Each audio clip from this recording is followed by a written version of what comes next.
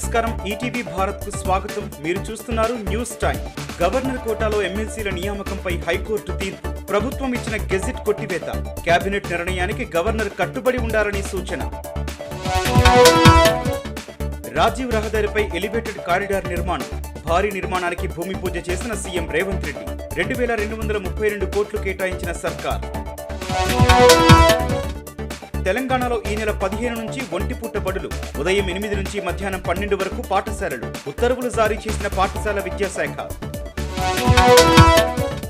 ముఖ్యమంత్రి రేవంత్ రెడ్డిపై కేటీఆర్ ఫైర్. అబద్ధాలు చెప్పడమే పనిగా పెట్టుకున్నారంటూ విమర్శలు.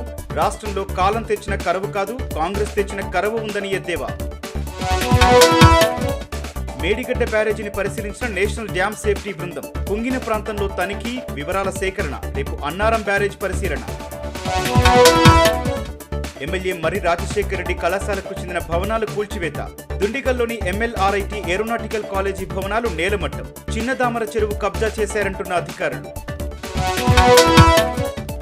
టానిక్ మద్యం దుకాణాల రికార్డులు స్వాధీనం చేసుకున్న ఎక్సైజ్ శాఖ. లైసెన్స్ నిబంధనలు ఉల్లంఘించినట్లు గుర్తింపు.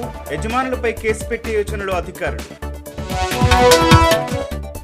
కశ్మీర్ లోయలోని శ్రీనగర్లో ప్రధాని పర్యటన. అధికరణ 370 రద్దు తర్వాత తొలిసారి కశ్మీర్కు నరేంద్ర మోదీ. పలు అభివృద్ధి పనులకు ప్రారంభోత్సవం. అధికారంలోకి రాగానే 30 లక్షల ప్రభుత్వ ఉద్యోగాలు భర్తీ చేస్తాం. రాజస్థాన్ పర్యటనలో రాహుల్ గాంధీ హామీ.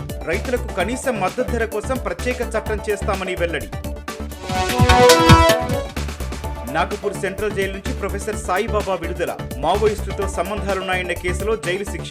ఈ నెల 5న సాయిబాబాను నిర్దోషిగా ప్రకటించిన బాంబే హైకోర్టు. ఇవి ఇప్పటివరకున్న ప్రధానాంశాలు. మరిన్ని తాజా అప్డేట్స్ కోసం www.etvbharat.com వెబ్సైట్ను సందర్శించండి.